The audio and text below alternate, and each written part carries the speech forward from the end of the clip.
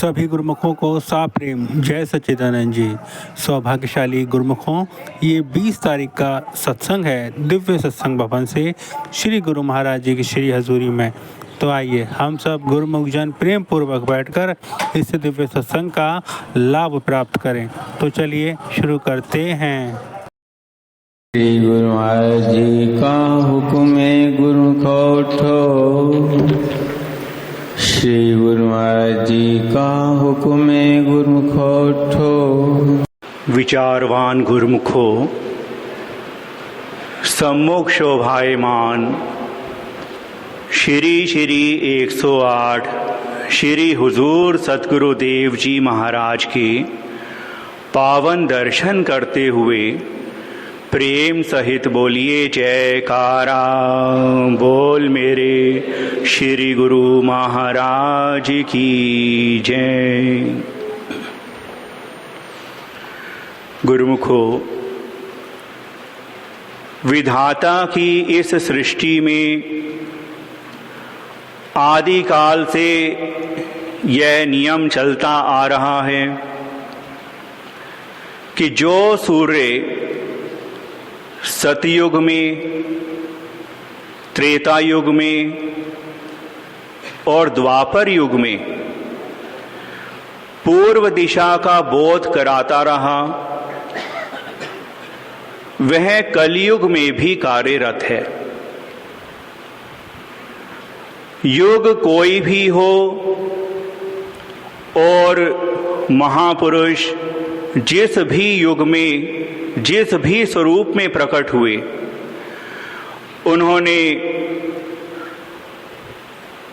ज्ञान का दीप जगाकर जीव के अंतर्घट में समाये हुए अज्ञान के अंधेरे को मिटाया है।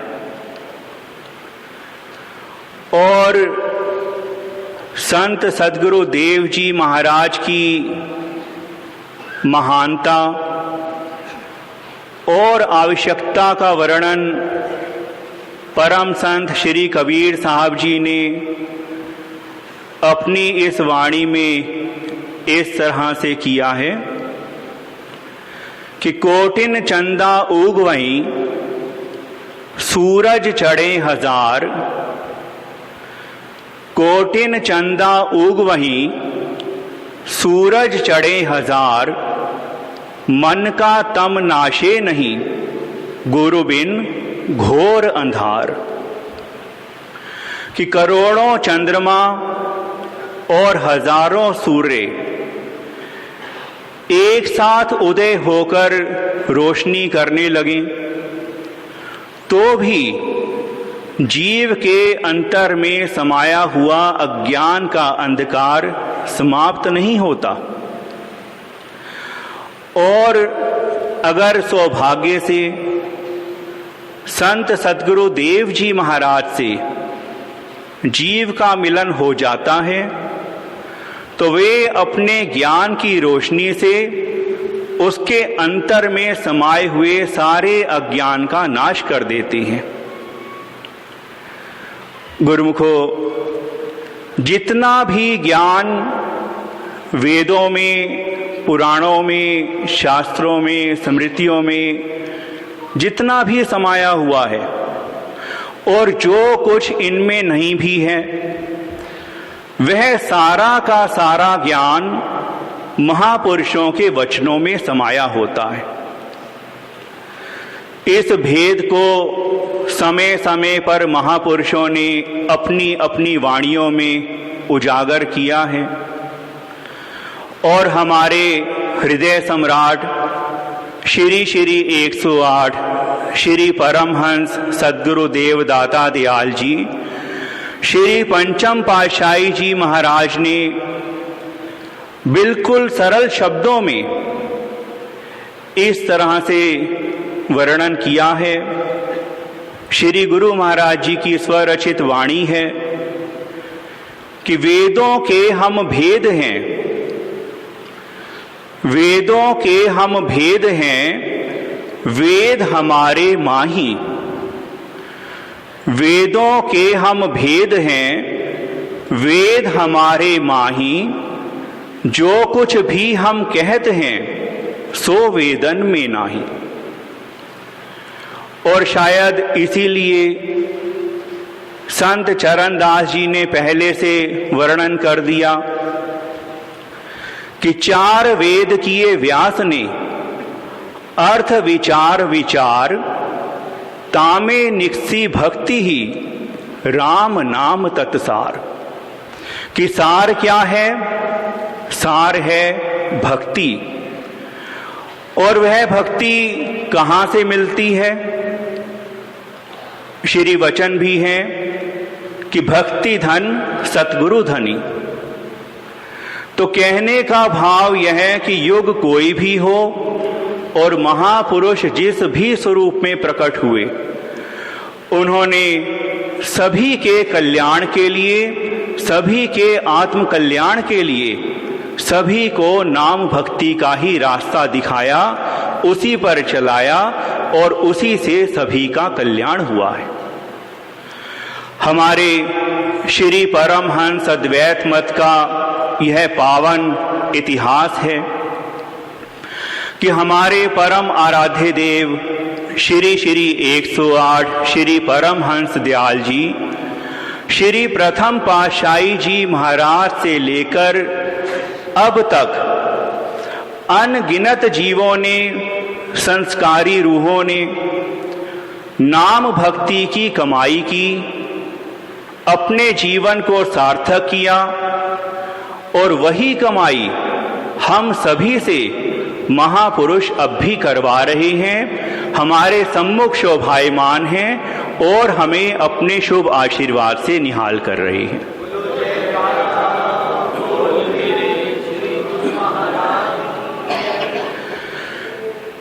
श्री 108 श्री प्रथम पातशाही जी महाराज के पावन चरण कमलों में जब पंडित भगवान दास जी ने यह विनती की कि मैंने ऐसे ऐसे कर्म किए हैं कि मेरा उद्धार असंभव है, तो श्री महाप्रभु जी ने अपने सत्संग प्रवचनों से पहले तो उनके मन को निर्मल बनाया, शांत किया और फिर सतपथ दर्शाते हुए उन्हें भजन सुमिरण में दृढ़ किया।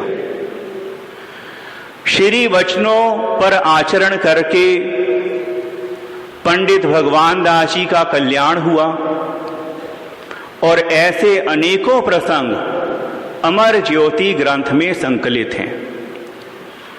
फिर श्री 108 श्री द्वितीय पातशाही जी महाराज ने ककिया में बच्चे को डाकुओं से बचाने के लिए उसके पिताजी को नाम सुमिरण करने की ही प्रेरणा दी और श्री वचनों को शिरोधार्य करके उस भक्त ने श्री सद्गुरु देव जी महाराज की कृपा को पाया, जिसके फलस्वरूप वह बच्चा घर सुरक्षित पहुंच गया।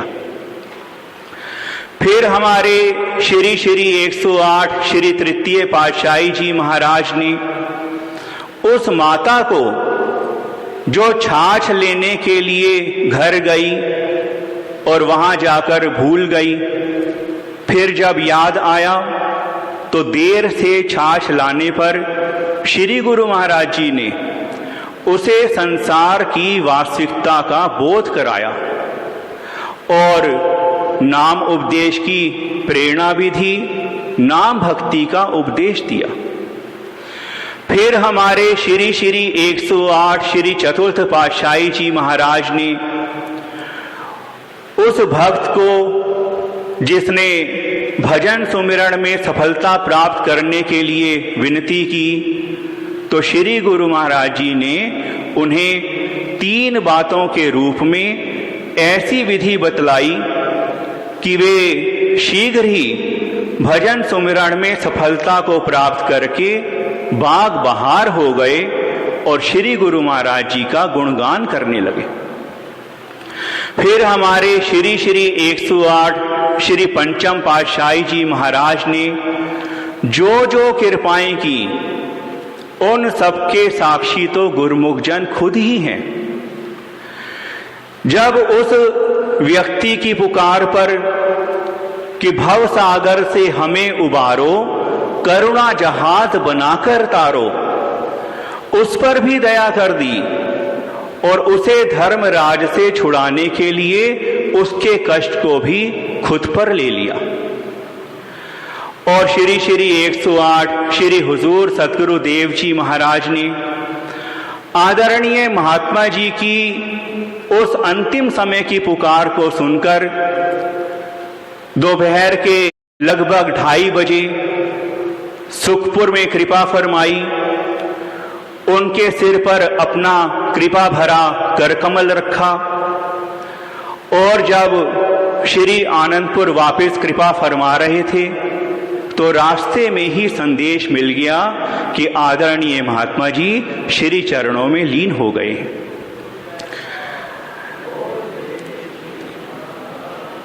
तो गुरुमुखो, कहने का भाव यह है कि महापुरुष ऐसी ऐसी कृपाएं करते हैं जो वर्णन से परे होती हैं।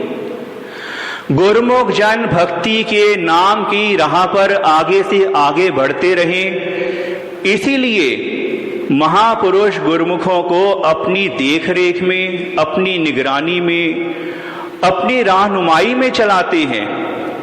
वे सभी का कल्याण चाहते हैं और महापुरुषों की पावन सत्संगत में आने पर जीव को यह विचार मिल जाता है कि जो रास्ता महापुरुष दिखाते हैं उसी पर चलने से कल्याण होता है।